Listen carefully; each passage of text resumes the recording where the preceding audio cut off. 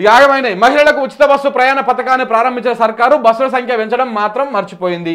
ఫలితంగా ఆడబిడ్డలు బస్సుల్లో ఒకరిపై ఒకరు దాడులు చేసుకున్నటువంటి దృశ్యాలు చూడాల్సి వచ్చింది.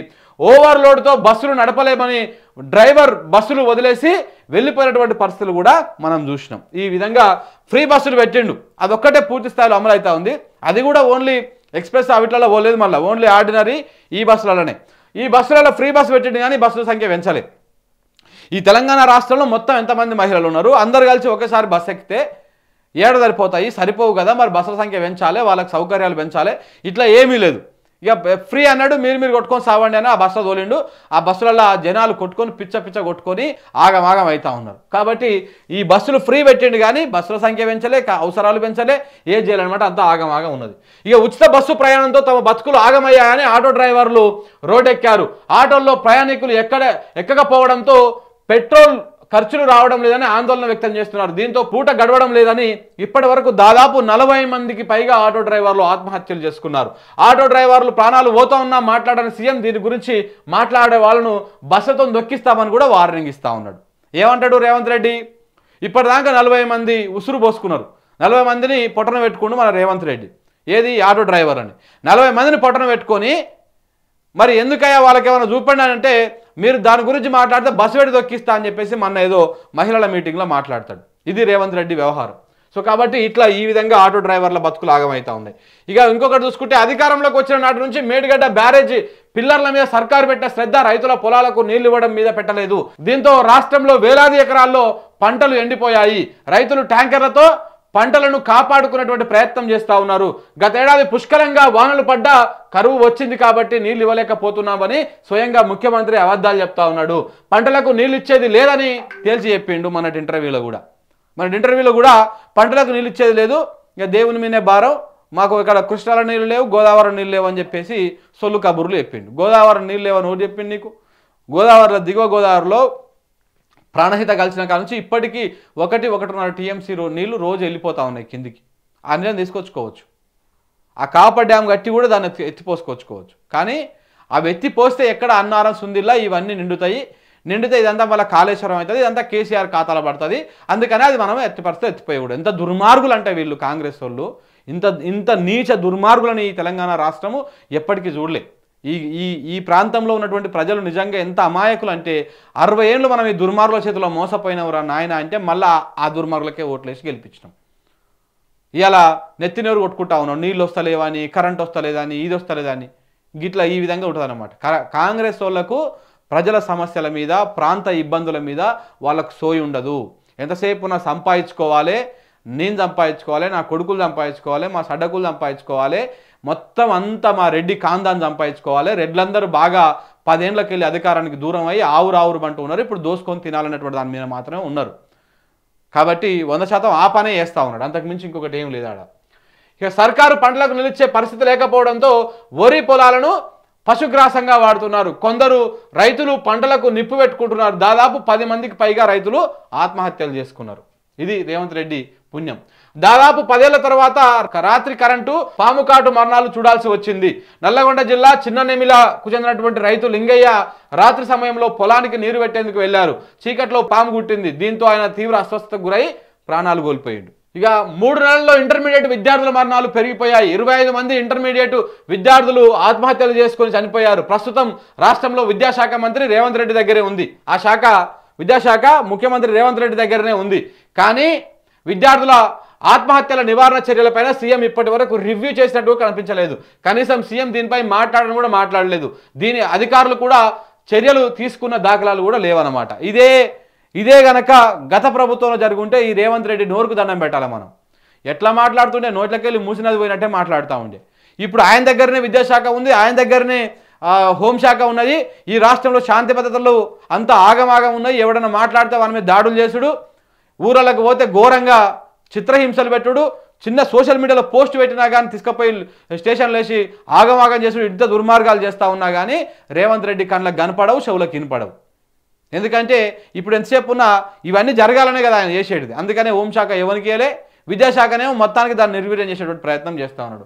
ఎందుకంటే విద్యాశాఖ ఆయన దగ్గర నుంచే వస్తువులు వచ్చుతాయి కదా, నెక్స్ట్ ఈ అయిపోయే లోపల వస్తువుల కార్యక్రమం అయిపోతా, తర్వాత ఓనో ఒకరికి బకరాగానికి ఇస్తాడు. కొన్ని నెలల కిందటి వరకు రాష్ట్రంలో నీళ్లు పుష్కలంగా ఉన్నాయి. రైతుల బోరు మోటార్లను కాస్త పైకి పెట్టారు. కానీ ఇప్పుడు అడుగంటిని పోవడంతో తిరిగి మోటార్లను కిందికి దింపుతున్నారు. ఈ ప్రయత్నంలో కరెంటు షాక్ తగిలి సిరిసిల్ల జిల్లాలో ఓ యువ రైతు ప్రాణాలు కోల్పోయాడు. మరో 3గురికి తీవ్ర గాయాలైనాయి. ఇక అధికారంలోకి రాగానే జీవో 46 రద్దు చేస్తామని ఎన్నికల ముందు హామీ ఇచ్చారు. ఇప్పటి వరకు దానికి సంగతి అతి లేదు గతి లేదనమాట. ఎన్నికల టైంలోనే జాబ్ క్యాలెండర్ ఇచ్చి దాని ప్రకారం నియామకాలు చేస్తామని చెప్పారు. కానీ అందులో ఉన్న తేదీల ప్రకారం ఏ ఒక్కటి కూడా జరగడం లేదు. పబ్లిక్ సర్వీస్ కమిషన్ను ప్రక్షాళన చేస్తామన్నారు. పాత చైర్మన్ రెడ్డి గారిని తీసేసి కొత్త చైర్మన్ మరొక రెడ్డి గారిని తీసుకొచ్చి కూర్చోబెట్టిండు. ఎందుకంటే ఈయన రెడ్డి కాబట్టి. ఎంతసేపు రెడ్ల రాజ్యమే నడుస్తూ ఉంది తెలంగాణ రాష్ట్రంలో. తెలంగాణ రాష్ట్రంలో ఉన్నటువంటి బీసీలు, ఎస్సీలు, ఎస్టీలు, మైనార్టీలు, బహుజన బిడ్డలు మీరు అందరూ గుర్తుపెట్టుకోవాల్సింది ఏంటంటే ఈ రెడ్ల దుర్మార్గమైనటువంటి రాజ్యం గురించి మనము ప్రతిరోజు ఒకసారి మాట్లాడుకోవాల్సినటువంటి అవసరం ఉంది. ఎంత దుర్మార్గంగా రాష్ట్రాన్ని పాలిస్తూ ఉన్నారో ఒకసారి ఆలోచించాల్సినటువంటి అవసరము ఎంతైనా ఉంది. ప్రగతి భవన్ను ప్రజా భవన్గా మార్చి అందులో ప్రజా దర్బార్ పేరుతో కార్యక్రమాన్ని ప్రారంభించారు. తానే వచ్చి ఫిర్యాదులు తీసుకుంటామని చెప్పిన సీఎం రేవంత్ రెడ్డి ప్రారంభించిన రోజు తప్ప అటువైపు కనీసం కన్నెత్తి కూడా చూడలేదు. విమర్శలు రావడంతో మంత్రులు, ఎమ్మెల్యేలు ఉంటారని సీఎం చెప్పారు. వాళ్ళు కూడా కనిపించడం లేదు. తాము ఉండాల్సినటువంటి అవసరం లేదని ప్రత్యేకంగా అధికారులను నియమించామని సీఎం రేవంత్ రెడ్డి ప్రకటించారు. అక్కడ తీసుకున్నటువంటి ఫిర్యాదులు పరిష్కారం ఎంతవరకు వచ్చిందన్న సమాచారం లేదని బాధితులు ఆందోళన చెందుతూ ఉన్నారు. ఫస్ట్ ఏమన్నాడు, నేనే తీసుకుంటా అని చెప్పేసి మీడియాకు ఫోజులు ఇచ్చిండు. ఈ మీడియా మొత్తం అబ్బా ప్రగతి భవన్ ప్రజాభవన్గా మారిపోయింది.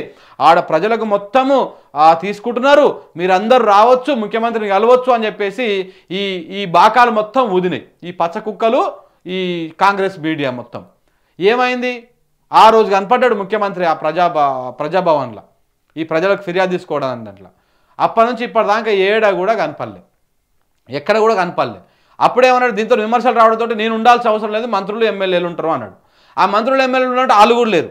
వాళ్ళు కూడా ఏదో 1-2 రోజులు కనపడరు, తర్వాత వాళ్ళు కూడా పత్తలేరు. తర్వాత ఏమైంది, ఇప్పుడు అధికారులే ఉంటారు, వీళ్ళు ఉండాల్సినటువంటి అవసరం లేదు మళ్ళీ ఒకసారి చెప్పారు. ఇప్పుడు అధికారులు ఏం చేస్తారంటే ఫోన్లు చూస్తూ ఉన్నారు. అది ఉంది ఆ ఫోటో, ఫోన్లు చూస్తూ ఉన్నారు. అధికారులు ఏం చేస్తూ ఉన్నారంటే ఇంకో ఇక్కడ చూడండి, ఒకసారి చూపిస్తాను మీకు. ఇక చూడండి, ఇగో వీళ్ళు ఏం చేస్తూ ఉన్నారు చూడండి. ప్రజావాణి కార్యక్రమంలో ఫోన్తోని కాలక్షేపం చేస్తున్న ప్రభుత్వ ఉద్యోగులు ఉంటారు, మేము ఉండాల్సిన అవసరం లేదని చెప్పారు. వీళ్ళందరూ ఏం చేస్తూ ఉన్నారు, ఫోన్లు పట్టుకొని కూర్చున్నారు అనమాట. ప్రజలు ఆడికి వస్తలేరు, ప్రజలు కనీసం వచ్చినా కానీ ఉపయోగం లేదాడ. వచ్చినా కానీ ఈ పని అవుతుంది అన్నటువంటి ఉపయోగం ఏం లేదు. టైం వేస్టు, పైసలు వేస్టు, మన శ్రమ వేస్టు, మన ఆరోగ్యం ఖరాబు, అంతకుమించి ఏం లేదు. ఈ ప్రజావాణి కార్యక్రమం రావాలంటే ఇప్పుడు ఏంది, మంగళవారం శుక్రవారం పెట్టిరు. మంగళవారం నాడు దీంట్లో పార్టిసిపేట్ చేయాలంటే సోమవారం నాడు సాయంత్రమే హైదరాబాద్కు చేరుకొని ఏడో బస్ స్టాండ్లను ఏడబడితే ఆడ వండుకొని తెల్లారినాక తెల్లారి గంట 4 గంటలకు లేచి ఆడికి వచ్చి నిలబడాలి లైన్లో. అప్పుడే మళ్ళీ 12 గంటల వరకే ఉంటుంది దుకాణం. మధ్యాహ్నం తర్వాత తీసుకోరు మళ్ళీ. అంటే ఒకరోజు ముందుగా రావాలి, పైసలు పెట్టుకొని రావాలి, ఇబ్బంది పడాలి, తీసుకుపోయి ఆడియాలి. పోనీ పని అవుతుందంటే అది కాదు. ఎవరైనా మంత్రులు ఎమ్మెల్యేలు ఉన్నట్టు వాళ్ళు ఉండరు. ఎంతసేపు ఉన్న ఈ అధికారులు ఉంటారు. ఈ అధికారులు ఎట్లుంటుంది, ప్రభుత్వ ఉద్యోగులు పనిచేస్తారా? ఇంకా వీళ్ళకి మళ్ళీ ఈ పాటి కష్టం చేస్తున్నందుకు 1 తారీఖు నాడే జీతాలు మళ్ళీ ఇలా కేసుడు.